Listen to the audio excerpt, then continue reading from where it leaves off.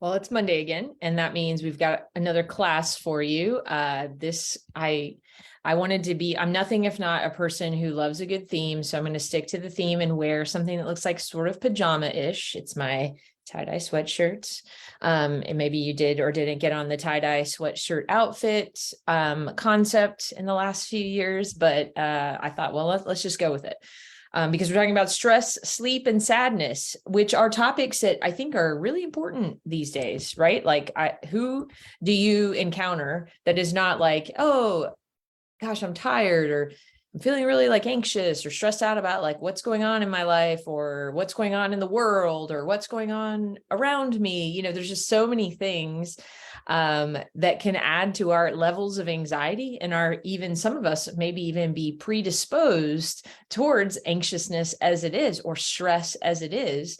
And then when you add other outside factors that you can't control to that predisposition, then it's a recipe for really difficult moments, right? But lucky for you, we have the ability in these great bottles of essential oils that we have to help deal with some of those things, to help us. And when we do it, and when we take the time to do it, often we can see changes and we can see substantive moments where we are feeling overwhelmed or feeling like we can't sleep well, and just taking the time to go through some of these motions, to go through some of these protocols, can make a significant difference. And so I'm hoping that by the end of this class, you'll have an opportunity to have learned something and to have figured out a way to equip yourself to have something on hand, whether that's at your bedside table or in your purse or in your office drawer, or even maybe it's your kids that need help or in their backpack or whatever, some tools at your right at your hands to be able to do this. Now, let's look at some statistics. 40% of Americans get less than the recommended amount of sleep. 8 out of 10 Americans say they are frequently or sometimes stressed in their daily lives. 8 out of 10. And I'd venture to guess that's probably, if there's 2 people room to go up, 8 out of 10, we're probably at 9 out of 10 now. Only 4% of people say they never feel stressed. Wouldn't it be nice to be those people? While I can't claim to know their secrets, there are some tips and tricks that have been helpful for me to help calm me, relax me, keep me grounded during my day. And hopefully this will be for you too. And even, you know, all the way to the end of the day, help you get into some better sleep habit routines, and wake up feeling happy and refreshed in the morning. And as always, I have to say, I'm not a doctor. I'm not here to diagnose or treat any or cure any of diseases. These are just informational, anecdotal, things that have helped for me in my 9 years of using oils, and in talking with other people, some things that had helped other people as well. It's vital. So there's a bit of a welcome. I think it's always vital to think about the fact that quality matters. I know that I say this almost every class or every other class, but it bears repeating over and over again, that when you're reading things in Essential Ed, or you're hearing me talk about it, or you're reading one of Courtney's posts, or you yourself are sharing, the seed to seal commitment that Young Living has is important and is always what we're talking about. When I say, hey, I'm willing to take peppermint internally, peppermint vitality, I take that internally. I'm not talking about peppermint that I pick up at a big box store. So all of the protocols that we discuss, both here in the class and, anywhere you're finding information in Essential Ed, is because we trust inherently the product, because quality is important and is always elevated at Young Living. So if you want to know more information about that, go to seed2seal.com. And if you have never gone to seed2seal.com, I really encourage you to do it, because you yourself might learn and be really encouraged in how seriously Young Living takes this. So if you haven't explored that, do it. But just know that when we're talking about our oils and the ways that we use them, we're always talking about Young Living, because Young Living is a brand we can trust, because they're in charge of the process from the seed to the seal as it's delivered to your door. Throughout the class, I'll make suggestions for oils and products. You can always start by diluting if you would prefer, if you have sensitive skin. The way we dilute is with a carrier oil, something such as avocado oil or coconut oil or jojoba oil or olive oil, any of those good cooking or any of those good high quality fatty acids. I'm not talking about vegetable oil or things like that. Let's stay away from those. Like if you have those in your house, like let's just stay away from those in general. You can start swapping those out for better oil options, but we're also talking about that when we're talking about diluting. Of course, you don't put them in your eyes and your ears. If you get them in your eyes and your ears, those carrier oils are going to be your jam, because that's what's going to get you out of the jam you find yourself in. Never try and wash it off with water. Use a carrier oil, and it will help resolve the issue. There are, of course, 3 ways to use essential oils as we're listing here. There's topically, that means putting it right on your skin. Again, diluting or making a roller ball or putting it straight on if you're comfortable using an oil neat. There's aromatically, and that is using it in a diffuser, inhaling it in your hand, inhaling it straight from the bottle, putting it on diffuser jewelry, any of those types of things. And then internally, Young Living Vitality oils are safe to ingest, and you would just want to follow the instructions on the packaging where it is. So what is stress? And that seems like a dumb question, right? Like it's like, oh, well, it's sort of like, well, what, asking a fish, what is water? Like this is the world we live in, right? Stress is the body's normal response to danger. It can be intrinsic or extrinsic stimulus that evokes a biological response. And I think that that's an important thing as you look at that last bullet point. The danger may be real or imagined. It doesn't have to be an imagined experience or a recalled experience or a remembered experience can get out of us the same stress response that very first time. That's how people get diagnosed with PTSD, post-traumatic stress disorder. It's the effect of that initial stressor having a long-term effects on the body. So the brain signals the adrenal glands to flood the system with hormones. And that was really helpful in past times when an animal chases you, or when you found or haven't you heard of the stories of people lifting cars off, doing these huge Herculean feats to save somebody's life? That's because their body's been flooded with hormones that help the body respond. And so that's a good thing when we're all firing in the normal range, when the things that are happening to us or around us, they're happening slowly, or it's a needed response. But when we're finding ourselves flooded all the time with stress, then it tends to have a much more negative effect on us. So there's multiple types of stress. There's acute, which, a deadline, an important interaction, you're driving down the highway and you swerve and you barely miss an accident, something like that.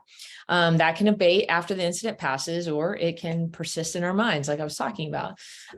Reliving what you should have said in a conversation, worrying about the future. How does this thing imply, oh my gosh, I'm driving, and what if I get in an accident now for the rest of this car trip?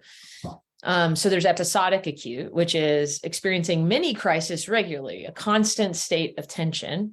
And maybe you're taking on too much, or you're overburdened. We're stressing out our adrenals because we're always feeling like we're in the state of, it's sort of episodic. It's happening to us all the time. And then there's chronic, which is the grinding, unending stress. And often that can be out of our control. Think of poverty, the way people have had to cope with war and racism, traumatic childhood events. I mean, think of what's going on in the globe, around the globe today. There's plenty of things that you could show as a chronic stress on a people group, on a country, on a situation. And so there are multiple types of stress. And why does that matter? Those that work and live in stressful environments have a higher likelihood of many disorders.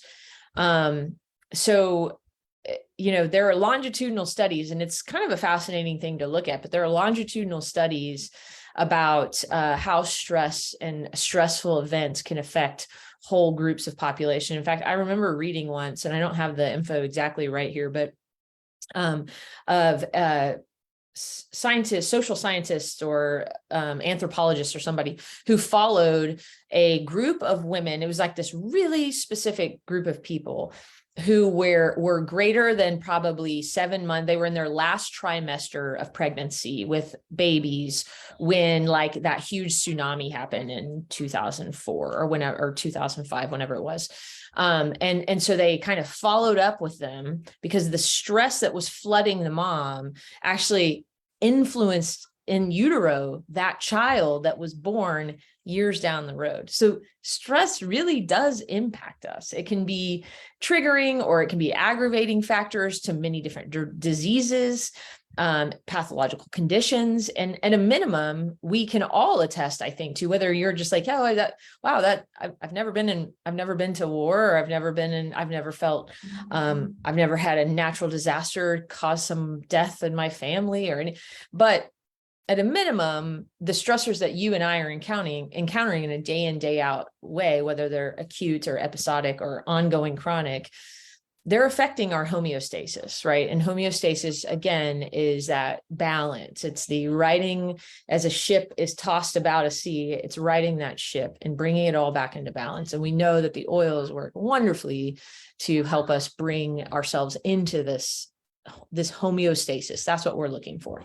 So what are some other ways that I'm going to leave this up for just a little bit. Our body systems are not islands, of course. Everything is interacting. Our brain, it has impacts on our brains. For me personally, I'm not a person who really, I'm working on being more present to my own stress, like when I'm feeling stressed. But often when I feel stressed, the way that I can know that my threshold is meeting its mark, like, hey, you're about to tip over here, is I'll start to get a little spot of eczema on my skin. And I'll be like, oh, I must be stressed out. What am I stressed out about? And I'll have to kind of sit with it and think about it and be present to it.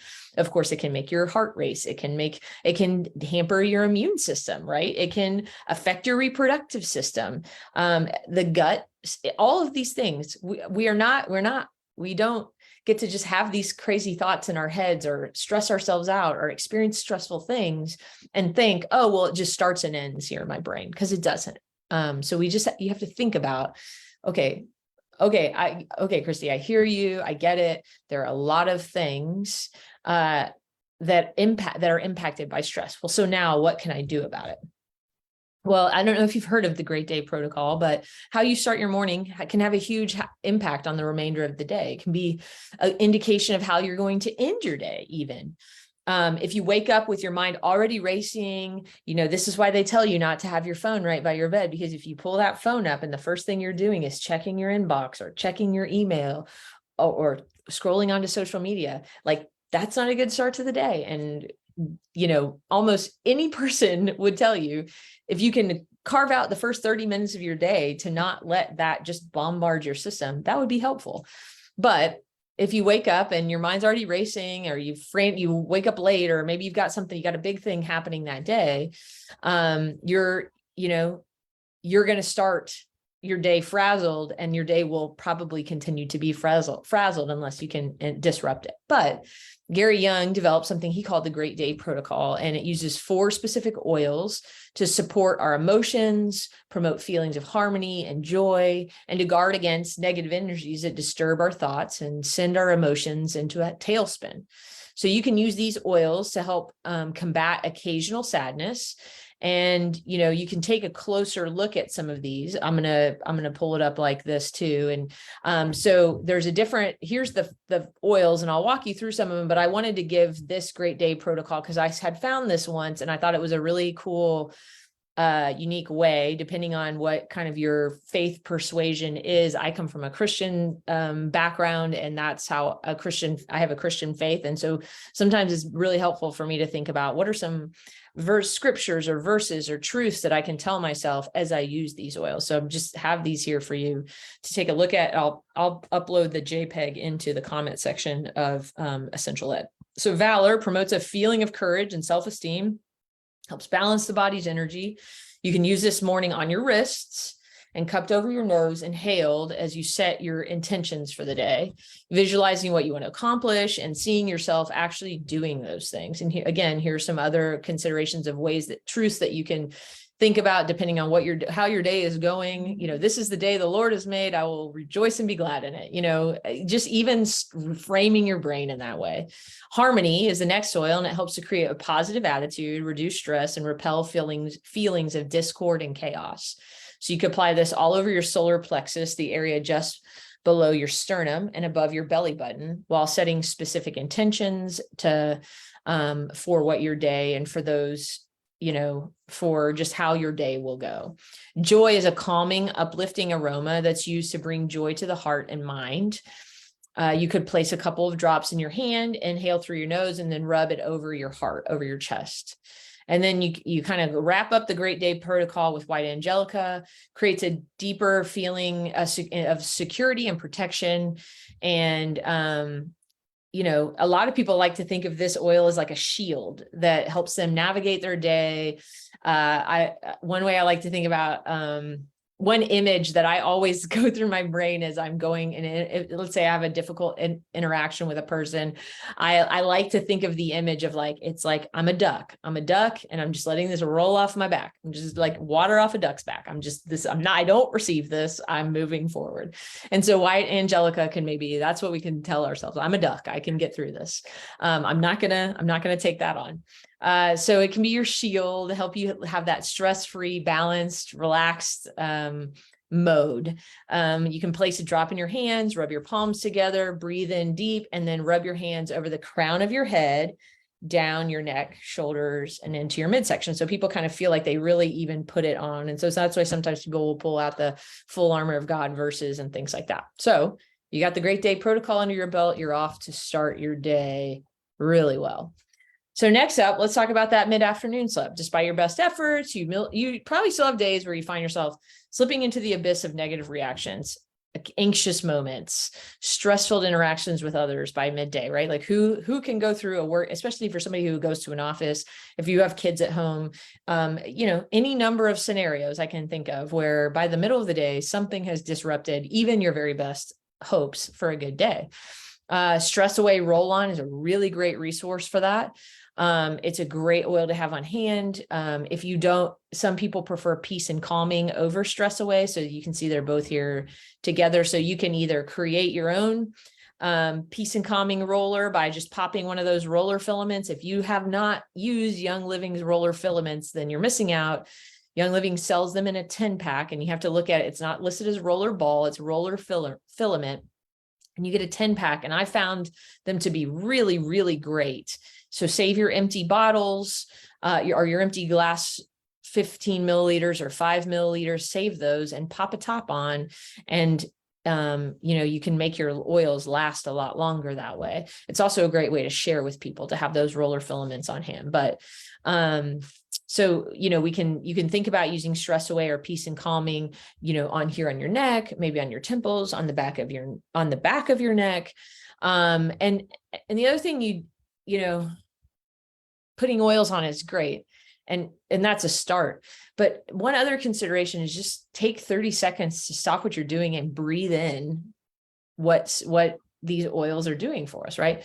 When think yourself relaxing on a beach, think of yourself, think of a happier place. You're hiking in the mountains. You're at the prettiest place you've ever been. You're at a calm and comforting place. You're sitting in your favorite chair at home with a good book and a cup of tea, whatever it is. Just give yourself 30 seconds to kind of remove yourself from this air and then snap back into reality and see if you're feeling calmer, more relaxed, taking deep breaths as you're going through that. So when we breathe in the scent of pure essential oil, it directly affects our emotions. Our sense of smell is only one of the five senses, directly connected to the emotional center of our brains. And we've talked about this before. It gives the power to retrain our brains. We can focus our thoughts on the positive. We can release emotions that have been stored there that hold us back and cause us maybe to stir into some of these stress responses. So stress oil is a great resource. If you're somebody who prefers who likes fruity, limey, vanilla-y stuff, stress away is your oil. I usually think that people either like stress away or peace and calming the more. Peace and calming, on the other hand, is very grounding. It's got patchouli and it's a much earthier smell. And so give them both a try if you haven't figured out which one works better for you. Bergamot is a really great one. It's used to elevate your mood and found in other amazing blends like acceptance, believe, gratitude, and harmony. And generally, like most citrus oils have the ability to be super uplifting. Vetiver is grounding and calming, helps overcome stress and past emotional trauma. Lavender, relaxing, balancing, helps improve concentration. So use the oils as needed throughout the day. Maybe if you have the ability to have a diffuser where you are, where you're working, where you're homeschooling, where in your car, commuting, wherever your stressor moments are, find those moments and target them with essential oils in the different ways that you can. Some other stress hacks that I want to just like hit on. I found this cool graphic where they use in true like catchy ways. They highlighted a bunch of 7 E stress hacks. Number 1, enjoy, discover new hobbies, events, activities, or volunteer opportunities. Number 2, engage, spend quality time with friends and family on a regular basis. If you're feeling down, maybe see if you could go grab coffee with somebody, or see if maybe you invite somebody over for dinner. Maybe you bake something together. I don't know, but engaging. Energize, get at least 6 to 8 hours of sleep every day. Exercise, maintain a fitness routine, get those endorphins going that will help your body elevate mood in just that way in and of itself. Explore, visit museums, create art projects, or start a journal. Do something new for you. That's the enjoy and explore. Eat, maintain a healthy diet, avoid abusing or addicting substances, right? Like don't back yourself into a corner. Food is our first medicine. Eat well, feed your body well, and then express, talk, laugh, cry, express anger, sit with your feelings. Don't suppress them, express them. Better out than in, right? And sometimes I'm a person who kind of powers through my own emotions, and I'm probably a lot of you are, maybe not, but sometimes I'm like, oh, I don't have time to deal with this right now. I'm just going to like put my head down and do what I need to do. And I'm trying to teach myself to just, if I'm feeling anxious, if I'm feeling sad about something, to just give myself the chance to sit with it. Often I'll pick an oil, I'll scan the oils that I might want to use, and I'll pick one that whichever one's seeming to stand out to me, and I'll maybe sit with it and bring peace and calm to myself. I love Northern Lights Black Spruce for this. It's a really, really good one for anxiety. And just sit there. I'm feeling stressed. Where am I feeling stressed? I'm feeling stressed. And maybe put a timer on it, 5 minutes. Maybe if you're somebody who's inclined towards crying, but you don't want to like lose it all the time, set a timer, let yourself be mad, let yourself lash out, whatever, express those feelings, put a timer on it, and then get it together as best that you can and go about your day, so that these things, whether it's chronic or, a one-time thing, don't let them derail the entire day. Work with them, work through them, use your tools that you can. Of course, early evening downtime, supper's finished, homework's done, sports practices are over, your work day's over, the commute's done. Sit down on the couch and let out a big sigh, and you can let your mind wander back to everything you didn't get accomplished that day, continue to stress over an argument or a phone call that didn't go well, find yourself anxious about everything you have to do tomorrow. Like, who can resonate with some of those things? You're not going to find peaceful rest waiting for you when you finally put those things to bed. You're not going to just traipse back to your bedroom and have that peaceful sleep that you're looking for. So maybe consider having a different downtime routine. You sit down on the couch, let out a big sigh, and celebrate everything that you crossed off your to-do list. Some people are to-do list junkies, right? Feel at peace with the way you handled the situations that you faced, because you were able to be calm and relaxed. Maybe there was an incident that normally would trigger you to anger or frustration, or would cause you to ride an emotional roller coaster, but you handled it in a different way. Recognize that, acknowledge that, see those growth steps, give yourself some credit, and find yourself looking forward to tomorrow with anticipation of all the good things that could happen instead of dreading what might go wrong. So, we can reframe our thinking. If you get into a routine with calming oils throughout the day, you set your day off well, your mindset, you try and focus on positive things, you can set yourself up for a good night's sleep. And here's some other considerations. Turn off your phone, right? Like, who's not guilty of too much screen time all the way to bedtime? If you're maybe pick up a book and read at night, but as you go to sleep.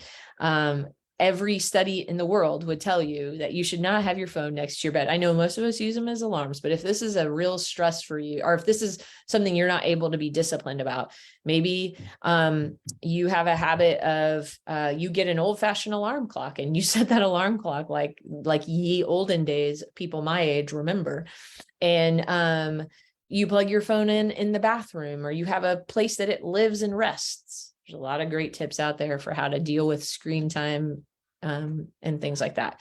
Sip on some hot tea. You'd be even better. Add a benefit of extra lemon vitality or something like that. Take a relaxing bath. Add a cup of Epsom salt with 10 drops of lavender, peace and calming. Any of those oils that really speak to you. Fill the bathtub, get in the bathtub, dump your Epsom salts. Then you're getting that whole aromatic experience on top of the benefit that the magnesium and the other things that are in the Epsom salts.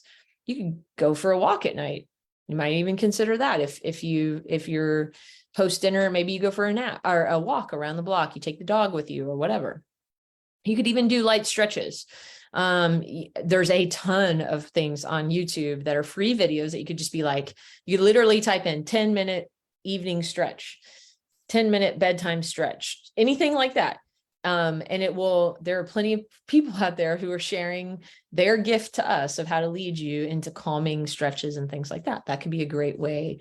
If your joints, you find you need a little extra support, get out some frankincense and pan away and get that and help you feel more relaxed in that stretching routine.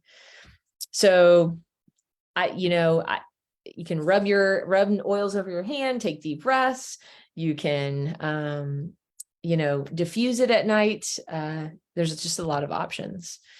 And then finally, you followed all these tips. Now you finished your day, you've Netflixed or watched your show or done whatever you do as a part of your nighttime routine. You should be ready for it. But if not, it can be difficult to completely turn our minds off. Here are some really great oils that I think are worth exploring. But before I get into the oils, Sleep Essence is worth noting. It's a supplement that has one little capsule that combines 4 powerful oils, and they're known for their sleep enhancing properties with naturally occurring melatonin in it. So you take 1 to 2 soft gel capsules about 30 to 60 minutes before heading off to bed, and you will be sawing logs in no time. Hopefully not sawing logs too loudly that you disrupt other people around you. Another product, so Sleep Essence is kind of the varsity level sleep need that Young Living has. I would say the JV, hey, I just need a little something. ImmuPro, that's a really great one. It's got a low dose of melatonin in it. And so give that a try. See if that lower dose of melatonin would be a better option for you.